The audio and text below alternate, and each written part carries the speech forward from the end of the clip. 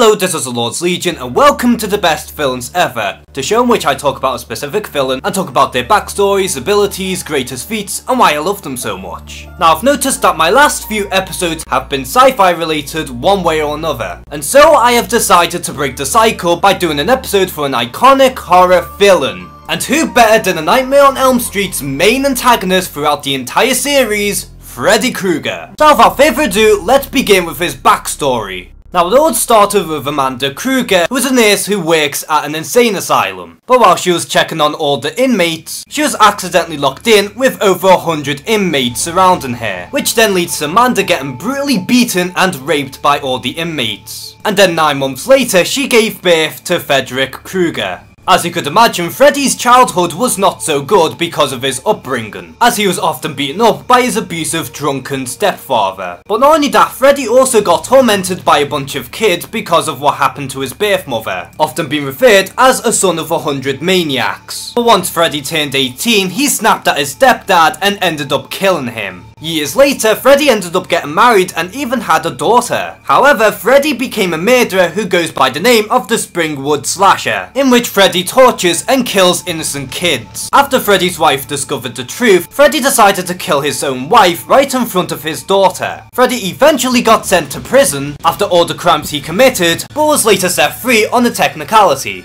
After Freddy was released, a bunch of angry parents decided to track down Freddy Krueger and ultimately set fire to the boiling room, killing Freddy in the process. After his death, there were 3 dream demons who revived Freddy Krueger and gave him a second chance in life, but only in the dream world, as Freddy Krueger is set to cause terror for all teenagers and kill them in their dreams, becoming the master of fear. Now looking back at Freddy Krueger's origin, you could just tell that this guy had no chance in having a good life. And we just got to see how all these certain events ended up making Freddy Krueger the guy he is today. And it really does seem like Freddy was born to be evil, especially since the Dream Demons decided to choose him as the agent of terror, if you will. And before Freddy Krueger even became the Dream Demon that he is today, he was still a despicable human being. Now when talking about Freddy Krueger's powers and abilities, it is a little bit tricky because most of his powers derive from the dream world. However, when Freddy Krueger is in the real world, it does seem like he is a superhuman, in the sense that he has enhanced speed, strength, durability, endurance, and a better healing factor. And Freddy being a superhuman can be backed up because he is capable of going toe to toe with Jason in the real world as well. But when it comes down to the dream world, it seems like Freddy Krueger has no limits to his powers. And not only is his superhuman abilities even more enhanced in the dream world, but he also has the ability of shapeshifting, immortality, invisibility, invulnerability, some form of magic, necromancy, telekinesis, soul absorption, and warp reality, to name a few. The reason why I haven't named every single ability that Freddy has is because that it seems like he has no defined limits so long as he's in the dream world. Now usually in this series I would talk about the villain's greatest feats, however with Freddy Krueger I want to do something a little different and talk about some of the most creative and unique deaths that Freddy has ever pulled off throughout the Nightmare on Elm Street series. And this is in no particular order, in case anyone is wondering.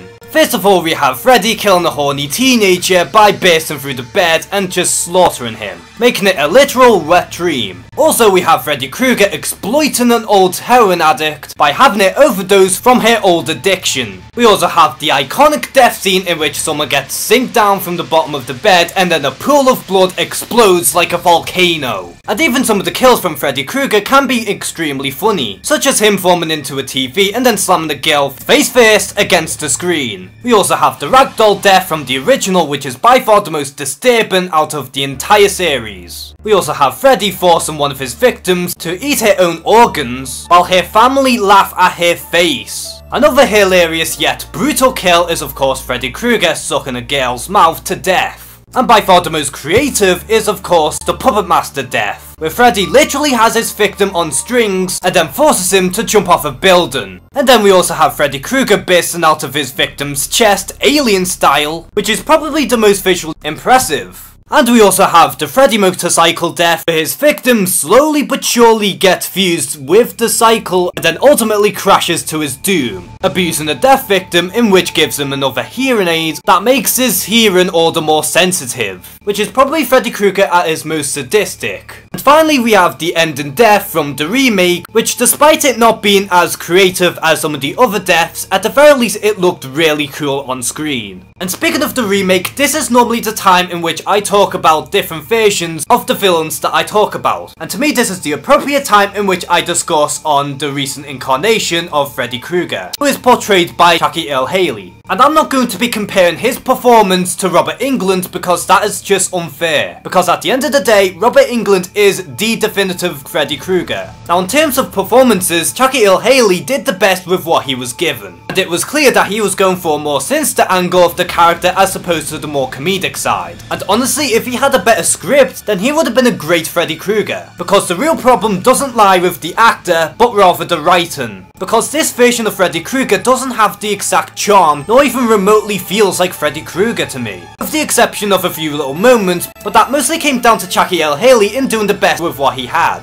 And also there was a drastic change in his origin, where instead of just being a child killer, he ultimately became a child molester. Which again, I could kinda see where they're going with this, by making the villain all the more despicable, but to me Freddy Krueger is one of these villains who we are meant to love to hate. And this change drastically dampens the character. Now believe it or not, the whole concept of Freddy being the child molester did stem from the original script of A Nightmare on Elm Street, however they decided to scrap that completely because they thought that that was a step too far. And if the original series didn't go with that angle, then that is a clear indicator that you should never go there. And like I said, if it weren't for Jackie Earle Haley's performance, then this Freddy Krueger would totally suck. And if this version of Freddy Krueger was written better, then I think Jackie Earle Haley would make for a fantastic Freddy Krueger. Now what made Freddy Krueger stand out in comparison to other horror icons is the fact that at the time we never had a horror killer quite like Freddy Krueger himself. And while most other horror murderers were silent for the most part, Freddy Krueger has personality. He clearly enjoys doing what he's doing, and he also quips while terrorizing other victims. And also, majority of his kills were some of the most unique deaths in horror history. And even his design is so distinctive that it became as iconic as the character himself. And because of Freddy Krueger, he spawned more horror killers such as Chucky, Leprechaun, Ghostface and many others quite like him. And we all have to thank Wes Craven for creating this amazing character. Because Freddy Krueger changed the game for many horror killers to come. And because of how iconic he is, as well as having some of the most creative kills in the horror genre, and even being chillingly charming that he is, this is why I believe that Freddy Krueger is one of the best villains